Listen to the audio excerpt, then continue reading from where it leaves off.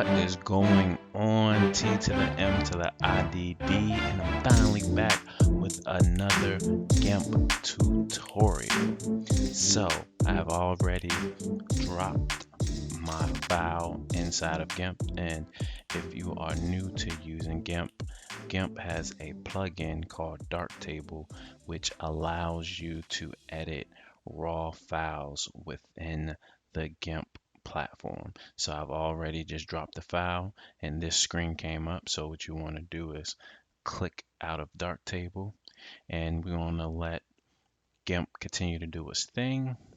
And there we have it. We have our raw file. So this is one of my best photos, I think, that I have taken recently. And when I say recently, I will link the behind the scenes video to this actual shoot. So I am going to get into this image and kind of show you how I would go about editing this. This was around the golden hour time.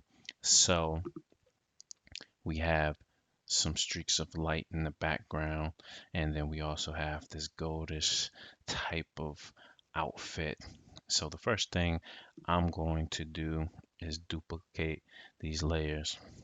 Now also forgive me because I have been working in Lightroom for a while, so I might be a little rusty. But so we're going to duplicate this, and I'm going to turn this layer off. And the reason why I'm doing that is because once I combine all the layers, I will leave this one alone, and I'll be able to switch on and off to see what we started with versus where we are now.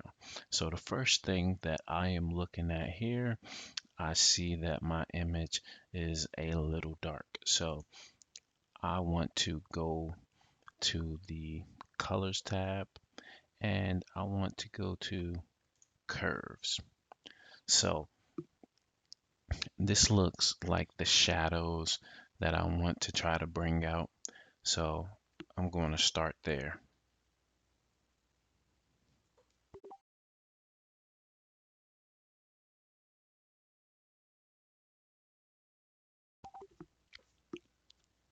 And so this is about the midtones, and you start to get into the shadows right about here. So I am going to go right in my midtones and start to raise that up. Okay, I'm liking that. Okay, I'm also going to go down into my shadows.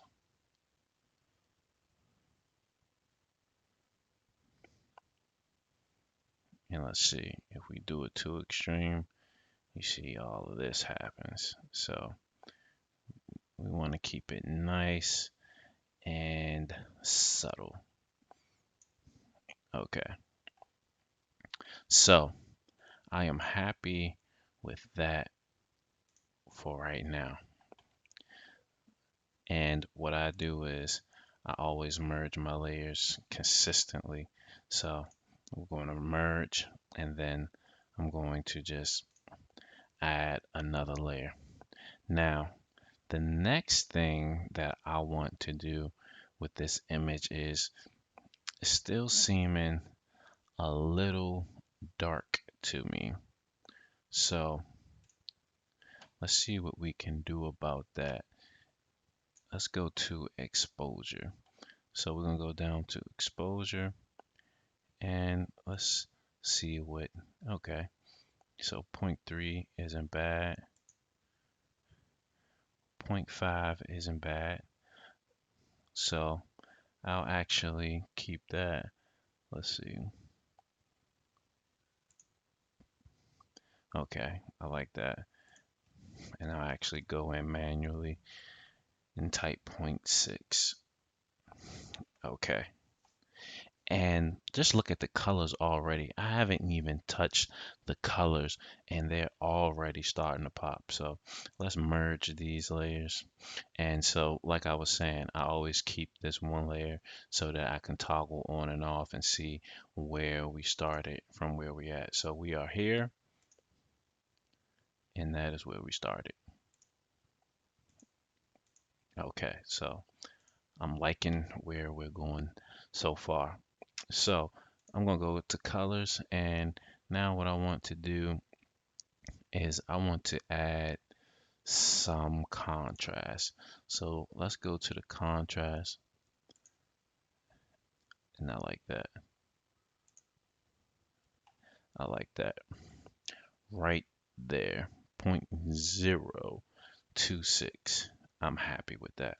Okay, so I'm liking this image like this. I cannot lie to you. So let's add another layer. And what I want to try to do is I want a little more pop. So since I want a little more pop, let's go to exposure, and I'm going to actually, I like that. I like that amount of pop. So what I'm going to do is actually click OK for this. But the pop that I want is on the actual subject. So what I'm going to do is actually change the exposure for the whole photo. And then I'm going to go over, right click, and I'm going to select add layer mask.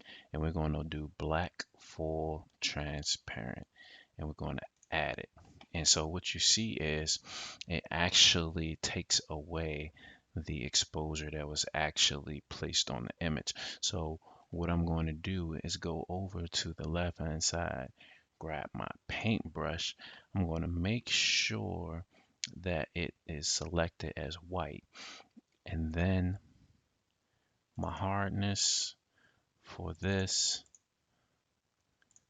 I'll go to 50, and I'll change my brush size to 284 should be good for this.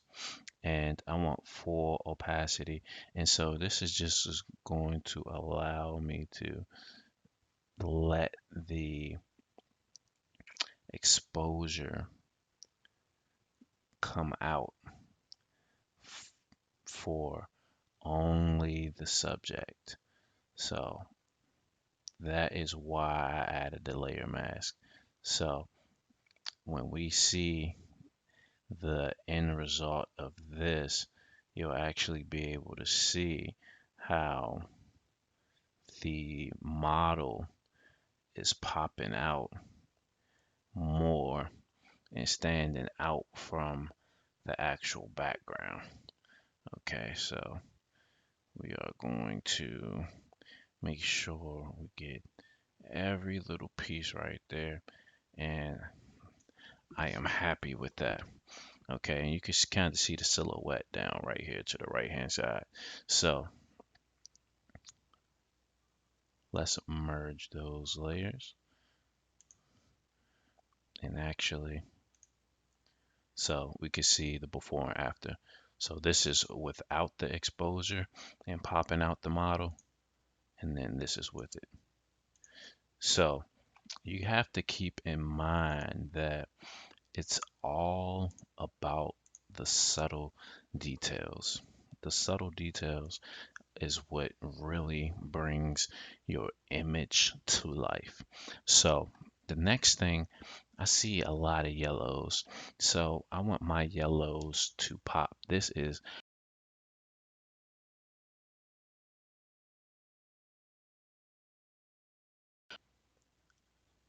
golden hour. So since this is golden hour, I want my yellows to pop as if it really is golden hour. So we're going to go to colors, and we're going to go to hue, saturation, and lightness.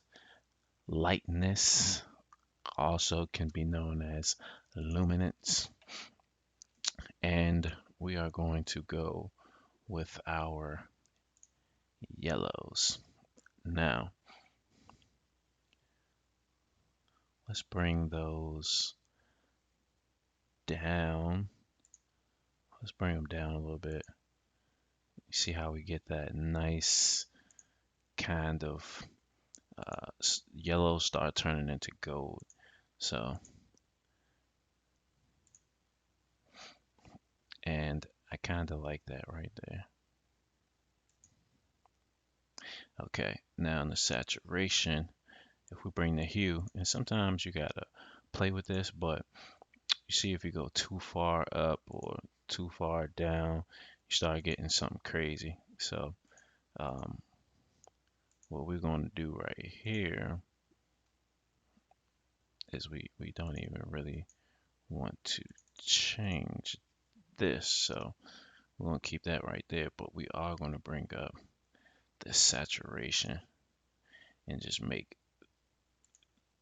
the yellows pop just a little bit more. Okay, so I am happy with that.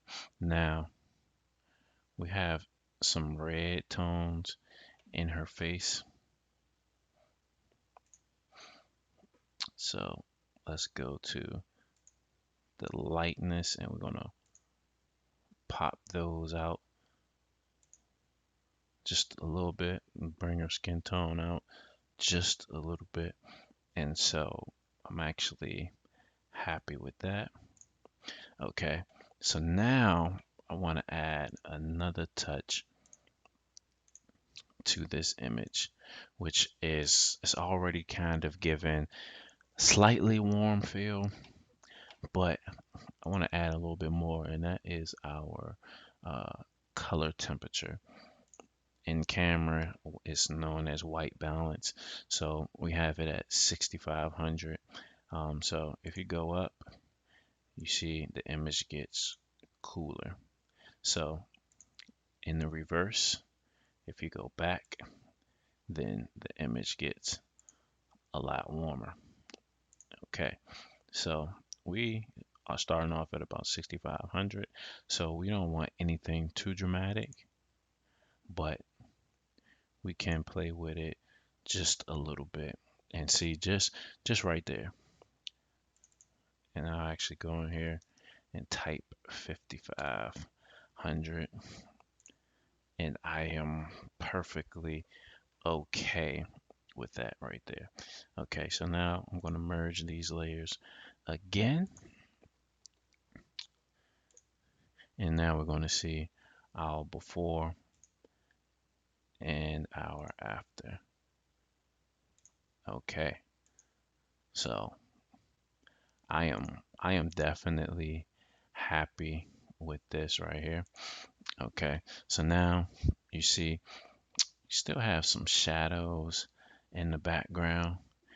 If you wanted those to pop some, you could. I see some greens. We could play with some greens. So let's actually go. This is summertime, so we do have the trees kind of popping sometimes in the summer. So let's see if we bring, yeah, you see how you start to expose those greens. Um, and let's see, play with the hue. Okay, so that is actually going in the opposite direction. And what I want to do, I can just adjust the saturation slightly. But since I don't want the background to pop as much, it's not going to unveil too much of the colors. So I'm just going to focus on the subject. So now we are actually going to go into the details of the actual model.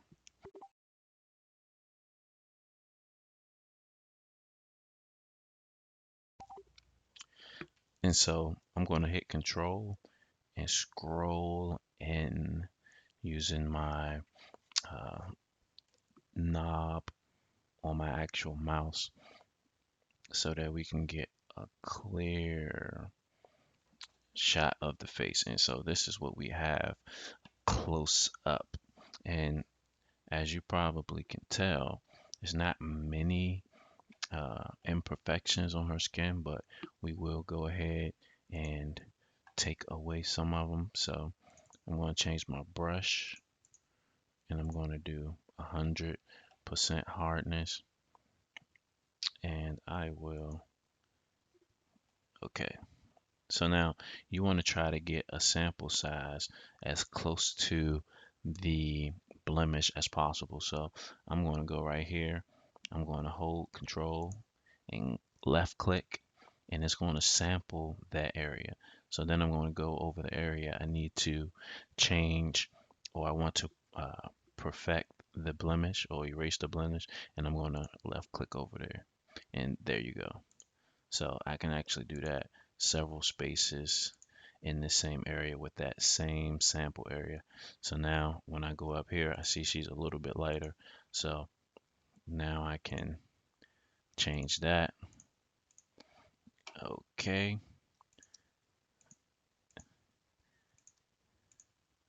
And like I said, it's not many blemishes here. So this, I don't really have to do too much on her skin. And I don't like that one. So yeah, we're going to take that one back. Okay. So I'm actually happy with where it is right now. So we are going to leave that where it is. I'm going to do some smoothing on the skin. So once I do some smoothing on the skin, it'll take care majority of everything else. Now, what I do want to do is merge these layers, and I want to take care of the eyebrows and the lashes and the eyes. And you see we got some highlights here, the teeth. Okay, those intricate details can really make or break your image. So I'm going to do dodge and burn, but when I do dodge and burn, I actually do it a little bit different from actually using the dodge and burn tool down here. I actually go to colors, and this is just my preference. You know, you can do it, you can actually use the dodge and burn tool if you want to, but this is just my preference. And I just feel like I have more control over the look I'm going for. So I'm actually going to go to the shadows, and I'm going to bring that down. Okay, I like that about right there. So I'll click OK, and all I'm going to do is apply a mask to it. Okay, so I'm going to go back to my paintbrush, my hardness. I'm going to go 51 or 50, and then my brush is going to go to 35, and then I'm just going to brush over the eyebrow. And same thing here. Okay, so it doesn't seem like much, but when you click it on and off, you can definitely see, and you can make it as extreme as you would like. So here, I'm going to hit control and scroll in a little bit more so that I can get a little more into the intricate details of these lashes. So I'm trying to just make sure that I'm only affecting the lashes, only affecting the lashes. It's kind of hard, and these types of things take it takes time, but I promise if you go through on your images and take the time to do these things, you'll definitely see your images start to stand out because you took the time to go and stroke each eyelash to make sure that it had a little bit more contrast. Okay, so now I'm going to merge those layers. And another thing, another thing that I normally do is the edges of the hair. Let me go back on that and go back to that layer. So the edges of the hair, I will add some contrast.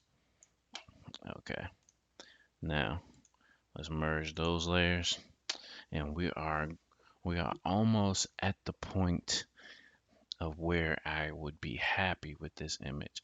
So I'm going to add another layer, and now I'm going to do the opposite. I'm going to work with my highlights. So with the highlights, I'm going to go to the curves as well, and I'm looking at the eyeballs for this kind of. So I'm happy with that. Click OK, and we're going to add layer mask, add, and we're going to go right back to our paintbrush tool. So if you haven't figured it out yet, that paintbrush tool is your best friend. And actually with this area, if you wanted to make these eyes any whiter, which I don't really care too much for this image, I would say. You can kind of see she has a lash in her eye right there. So I will go to the heal tool and go to a hard brush 100%, and then click a sample area inside, and then we could just get that right on out of the way. Okay, so now we're good to go. Okay, and now I'm going to actually yeah, we're going to merge these layers. Okay, now hold control and let me back out. Okay, so now what I'm looking at, I feel like I still want a little bit more contrast, so I'm going to go to contrast and I'm going to add a little bit more, and I kind of like that. I kind of like that. I kind of like that. Okay, I'm there. I like this look right here. Okay, now what I'm going to do is for the final touches, I'm going to add another layer, control, and I'm going to scroll in and zoom into the face. And a lot of people like the smoothing of the skin look. Sometimes I feel like it could be a bit dramatic, but hey, to each his own. So we're going to go to filters. We're going to go to blur, gouge, and blur. Now, I like to do mine pretty subtle. See, this is pretty subtle. So if you go to 2.8, 4.4, you see it starts to get a little crazy. So I would say even 3 is good enough for me. And you can actually control it. So again, we're gonna go to add layer mask, we're gonna go to our paintbrush again, but this time we're gonna do our brush hardness. We're gonna go to 50. Okay, and then we're gonna up our brush size. And then we're just gonna paint over the skin. And so this is going to give us the skin smoothing effect without having to do frequency separation. So frequency separation is a whole nother situation that I'll probably make a video of how I would do that using GIMP. But this, is kind of, if you're trying to do it kind of quick, then this is kind of the go-to for me if I don't feel like doing all the work for a genuine, for a actual genuine frequency. Okay, so now I am going to hold control. I'm going to back out. And so we are going to merge visible. Okay, so now this is the image we have. And let's see where we started. Big difference. Big difference.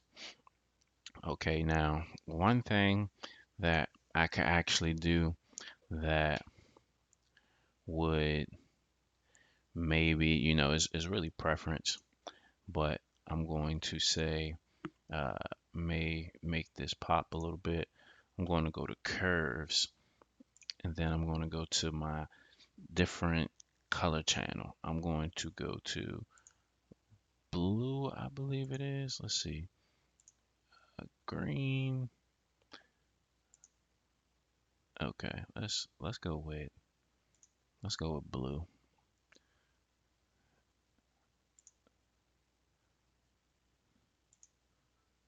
No, let's see.